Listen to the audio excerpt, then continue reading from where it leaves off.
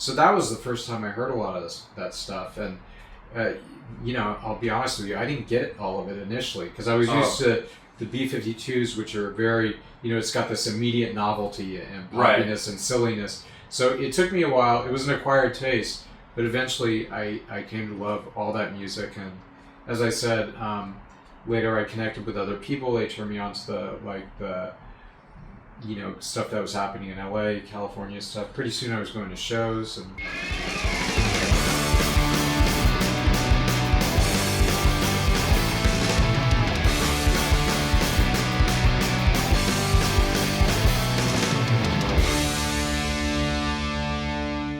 What got you into punk rock? Like you said, you were listening to stuff at like 11. I didn't get into this stuff until a few years after that. So how did you discover this music and what got you interested in it? The first thing was when I was a kid, I had my mother had a boyfriend who had a daughter who was into the B-52s. So she was kind of like the gateway. She had a B-52s record. And as soon as I heard that was the first band I ever really loved. Nice. It was the first band I saw live. So really the B-52s, and then Devo, and then the Ramones, and it kept getting like more and more negative. And Black Flag. Right. And then as I started getting a little older and some of those inner demons are coming out, I got more into the like hardcore stuff. But it was that, and also my father was an English professor, and he would travel around. Sometimes I'd go to these places with him. For example, he went to Baltimore, so I went to Baltimore, and a couple times I connected with his students, and I would say, hey, I'm really into punk, I had this book that was about punk, so I knew the names of some of the bands.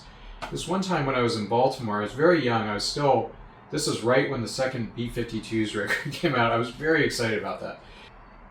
Yeah, so one of the students was a DJ at the local station, and he let me come in, and I had this book about English punk. It was called the Punk Rock Book, or maybe just Punk, or so, I forget what it was. Had a picture of the Catwoman from England on the cover. She was a famous sort of punk fashion icon. I'm trying to think I've seen that book. I don't know.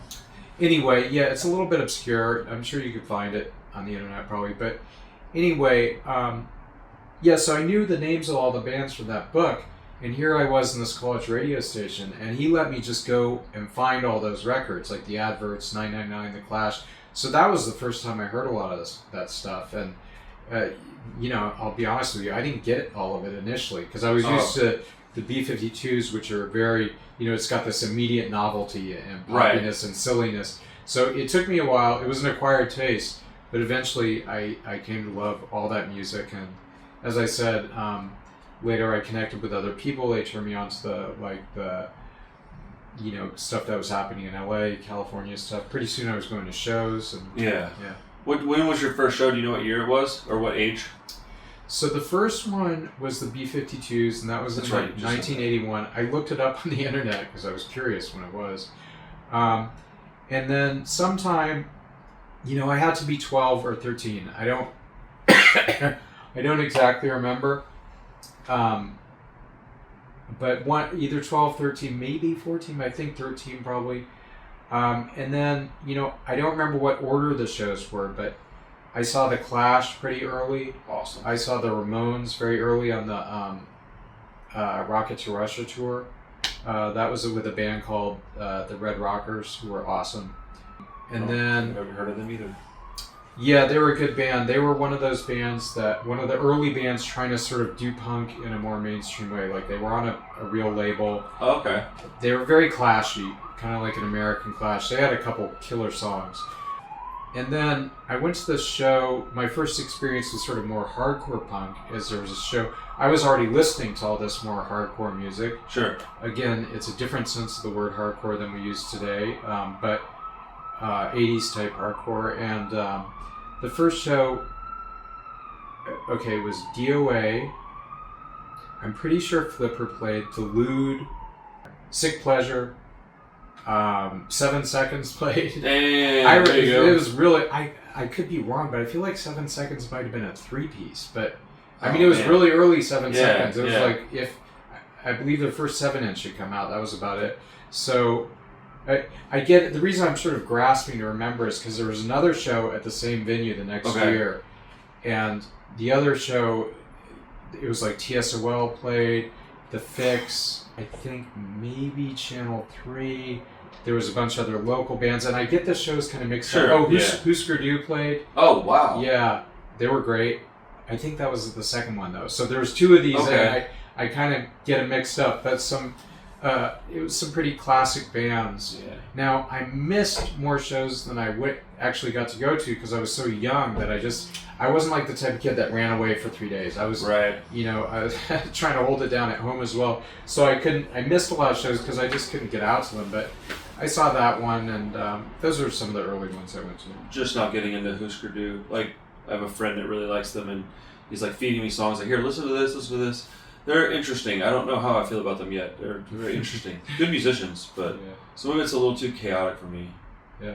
But how do you feel about some of the, classic punk rock music from like, I'm just now discovering all this old classic stuff. I kind of got into it in the 90s, liked what I liked, and never really went backwards until recently. I was fortunate enough to see the Ramones at my first show in 96. It was one of their last shows. But I never went, backwards with classic bands. Do you have any that you really enjoy? Classic bands? Yeah. Well, I'll try to give you some that people that are a little lesser known. So, I mean, one thing is the Saints. People know about the Saints, but in terms of those original bands like The Clash, The Damned, Stiff Little Fingers, stuff like that, they're lesser known. Okay. But they're fantastic. First two Saints records. Menace is another early 80s band that's sort of underrated. Okay. You hear about JBH, you hear about The Exploited, but you don't hear about Menace, but they were one of the best. Like the sort of the dawn of what people now call street punk. So it's a little more heavy or faster, maybe? No, it's like very much 77 mid-tempo punk. Okay. Kind of like Sham 69, but nice. They were great. Yeah, I mean, those are a couple. It's one of those things when you try and pull them to mind, they don't always come, but yeah. I just discovered the Boys and the Vibrators. Like those two really stuck out to me with Boys, front to back great albums. They're both great. Of course, the Buzzcocks are, one of the best. It's not what we call pop punk now, but that was probably the inception of that. Really, really pop oriented punk with very sophisticated songwriting, great vocals. But yeah, I love all that old stuff. That's awesome.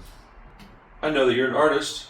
So what are some of the artists that inspire you? It could be any medium, just in general. Like, what artists inspire you? You see something or hear something and go, I got to go create now. Is there anybody out there like that for you?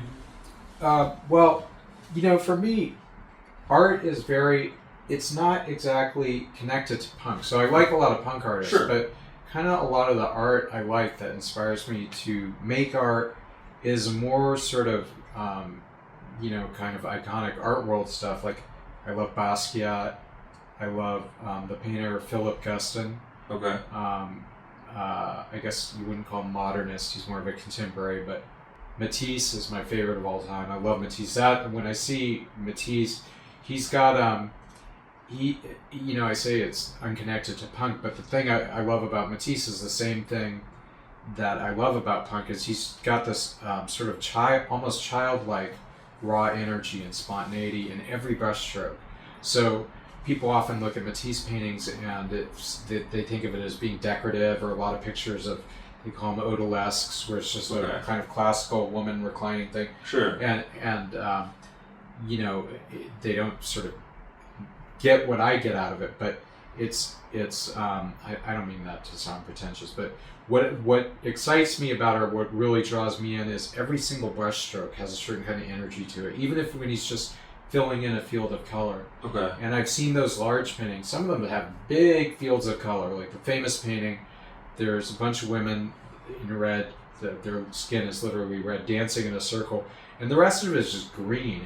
But even if you just go into this green, like every brushstroke just has a life to it that you can't exactly put into words. So that's awesome. I love Matisse. That's amazing. It's nice to hear somebody else describe something they really enjoy, because, like you said, it's going to be different for every person that enjoys it. It's very subjective. So we could watch the same movie and get something different out of it, Yeah, and a lot of the art I love is, art that is made by non-artists, like homemade sign painting, and just people like sort of kind of unschooled art where someone is just creating without any affectation. People call it folk art. They used to call it primitivist, but I think they don't call it that anymore because it's considered condescending or something. I don't know. They probably have a new word for it, but just basically art, outsider art. That's another term for it. But I mean, you're an artist if you create art. Yeah, this is my opinion. So unschooled art by people that are working outside of the art world. A lot of times, that's the stuff that I like the best. What is your favorite medium to create in outside of music? You mean like, do you like to paint or draw, or you like acrylic or watercolor? Well, with painting, acrylic is a lot easier because there's no fumes. Right. Oil looks the best, but it's really a whole fucking thing to do it, Yeah. And it's hard.